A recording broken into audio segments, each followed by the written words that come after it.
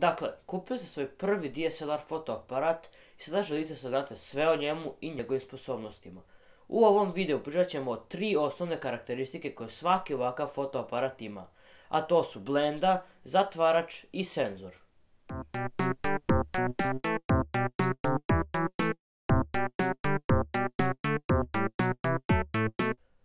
Pre nego što počnem sa bilo kakvim drugim objašnjenjima o principu rada fotoaparata, da ustanovimo da zrak svetlosti sadrži sve boje, apsolutno sve boje spektra su u zraku svetlosti.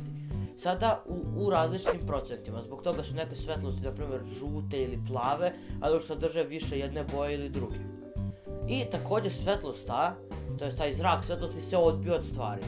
Zato, na primjer, ova moja majica je zelena, zato što je iz tog zraka upila svaku boju osim zelene.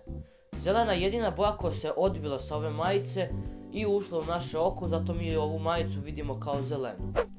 Na isti takav princip radi fotoaparat.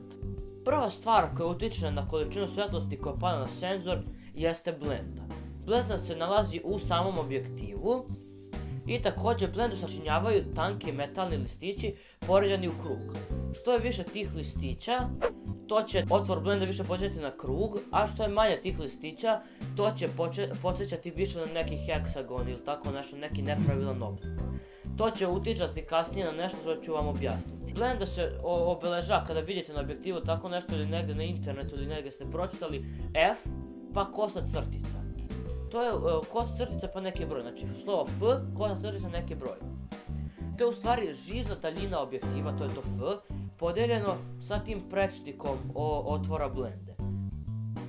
Također, to je ono što je kod blende malo čudno, to jest malo onako pomuti se sa mozgom, to jeste da, na primjer, što je manji taj broj, na primjer ima blenda F1.4, na primjer, što je manji taj broj, to je veći otvor blende, a što je veći taj broj, to je otvor blende manji. Tako da to je ono što je malo kontrirano, to je mene zbunilo na početku. Također blenda, što utiče što je zatvorenija, to je naravno pušta manje svjetlosti, radi kao zeniца u našem oku. Što je zatvorenija, to pušta manje svjetlosti na senzor, to će vam slika biti tamnija, što je otvorenija, to će slika biti svetlija. Pored toga što utiče na to, blenda također utiče i na zamućenost ili na oštrinu pozadine. Što znači da što je blenda otvorenija, tačnije što je taj broj manji, što je blenda otvorenija taj broj manji, to će pozadina biti zamućenija. I što je više onih kružića, listića što čine blendu, to će pozadina biti lepša i bit će nekako zamućena. Na primjer, ako ste vidjeli u vlogovima, onako da neko priča u kameru, ali da u pozadi imaju onako lepi onako kružići, sve onako poređeni jedan pored drugog od svetlosti kružići, to je postignuto sa jako otvorenom blendom koja ima jako mali taj broj. To je, na primjer, to je sad neko sad sa 1.4 objektivom snimao, to znači da je otvor blende najveći 1.4, to ćete vidjeti, ima dosta takvih objektiva i kako se zove, zbog toga su ti krugovi, tako mnogo njih ima pozadi i cijela pozadina je takva. A na primjer, sada da je snimao, da je zatvorio tu blendu na neke broj sad F/22, vi biste mogli u stvari da vidite svaku svećicu u pozadini, ne bi uopšte bilo tih lepih krugova i pozadina bi bila skroz oštra. Ti kružići se zovu bokeh. I to također ima veze sa količinom listića tih metalnih koji sačinjavaju blendu. Što je više tih listića, to će ti krugovi, to je to odbijanje svetlosti koje nije u fokusu, više podsjetiti na sam krug. A što je manje tih listića, to će više podsjetiti na neki heksagon, pentagon ili tako nešto. Posle blende dolazi zatvarač. On se nalazi bukvalno direktno ispred senzora. I zatvarač ima dve svrhe. On na sebi također sa gornje strane ima ogledalo. Tako da kad nije podignut, svetlost se odbija od to ogledalo i vi možete to da vidite kroz onaj mali prozorčić gore na fotoaparatu, možete da vidite to što ćete uslikati u prirodnom bez ikakvog miješanja softvera fotoaparata. A kada mi kliknemo dugme da uslikamo tu fotografiju koju želimo, taj zatvarač se podiže i svetlost više nema smetnju, nego pada direktno na senzor i senzor beleži fotografiju. E sada, U zavisnosti koliko smo podesili brzinu tog zatvarača, toliko će dugo on biti podignut i toliko dugo će padati svetlost na sam senzor. Na primjer, moj fotoaparat ide do 1/4000, tako se obeležava. Znači, to 1 znači 1/4000, to 1 je sekunda, u stvari 1 sekunda. 1/4000 to je u stvari 4000 deo sekunda, sad zavisite koliko je to u stvari mali deo vremena. Naprimjer, sa tako nekom brzom brzinom, to će instant, samo se podigne da se odmah spusti, bukvalno tako je osjećaj. I svetlost, samo taj 4000 deo sekunde pada na senzor. To naprimjer se koristi u sportu, takva neka vrsta ili tako nešto gdje se vaš taj neki subjekat brzo kreće, brzo pomera. Naprimjer kad neko skače u vodu, naprimjer u bazenu, onda uhvatite ako slikate tako nešto sa takvim brzim zatvaračem. Naprimjer tu će kapljice vode da ostanu zamrznute u vazduhu i sve će biti oštro. Naprimjer slikate auto koji se brzo kreće, tu će, naročito ako još pratite, naprimjer, auto će bude zamrznut, a podalje će onako bude mutna, kao vidjeti se linije baš kao od brzine, naprimjer. Ili kad neko skače u vazduhu, uhvatite ga tačno u pokretu i nema, naprimjer, da ruka bude onako mutna ili nešto tako.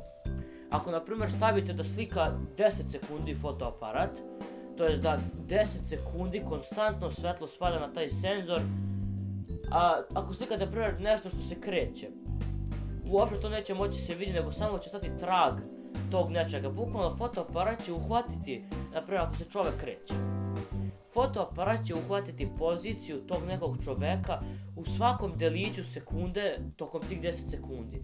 Vi ćete bukvalno moći vidjeti trag nečega kako se pomera ili tako nešto. Tako naprimjer se postižu fotografije ako ste nekad vidjeli autoput i ovako svetlosne linije. To naprimjer sa tim dugim ekspozicijama, tako se to zove. Sa tim dugim ekspozicijama, sad ću koristiti tu reč ekspozicije. Sa dugim tim ekspozicijama se postižu takve neke fotografije da vidite da auta, naprimjer, da vidite samo tu svetlost od auta, ili ako ste nekad vidjeli vodopad. Naprimjer vodopad, ali onako svaka voda izgleda kao svila. Znači bijela je voda kao svila. To je isto sa tim dugim ekspozicijama postignuto, voda teče, a fotoaparat slika tokom 30 sekundi poziciju te vode u svakom deliću te sekunde. Također, ono što je još bitno kod toga, što duže slikate, to će vam ta slika biti svetlija, što je sasvim logično.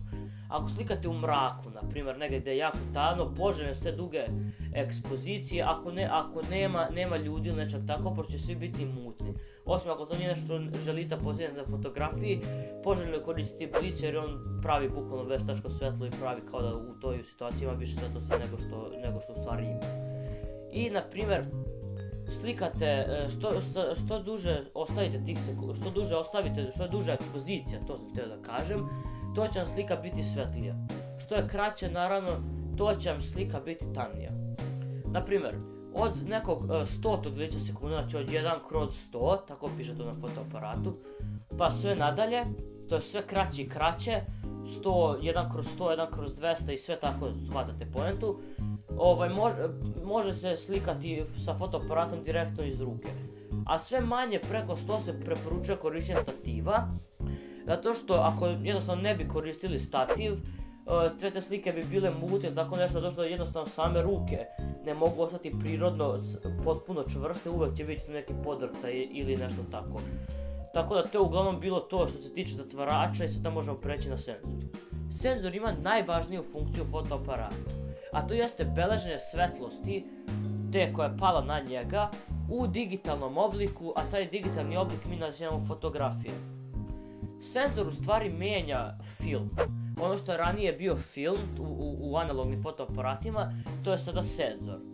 Također, najveći mogući senzor zove se full frame senzor. I on je veličine 35 mm filma.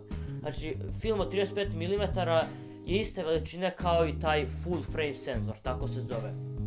Postoje senzori koji su manji od njega, zbog čega se javlja taj neki crop faktor. To je, na primjer, ako full frame beleži neku fotografiju, na primjer ove veličine, ti ostali svi senzori će beležiti fotografiju koja je manja. Također, senzor kao i film što je nekad imao, ima neku svoju osjetljivost koja se zove ISO. Ako ni otvor blend nije pomogao, ni brzina zatvarača nije pomogla da dođe dovoljna količina svetlosti da padne na senzor, onda senzor digitalno poveća svoju osjetljivost i to je, na primjer, ide ISO vrednost ide 100, 200, 400, 800, 1600, 3200 pa 6400. Znači sve je duplo od onog prethodnog. Ali te ISO vrednosti preko 1600 se baš ne preporučuju jer kreće se javlja šum u fotografiji. Šum je ono što mi u stvari generalno ne želimo, zato što jako zezno to posle ukloniti taj šum. Onako, šum je bukvalno kod sebe onako crne neke tačke po fotografiji. Ako su vam se moja objašnjenja u ovom videu svidjela i ako sam uspio barem malo da vam pojasnim temu ovoga i senzor, blendu i zatvarač, slobodno pritisnite to like dugme ako vam se svidjelo. Ako vam se nije svidjelo, kliknite dislike. Ako želite još nešto da kažete, prokomentarišite tako nešto, pišite to u komentarima dole. I naravno, ako želite još ovakvih videa da gledate redovno, kliknite to subscribe dugme.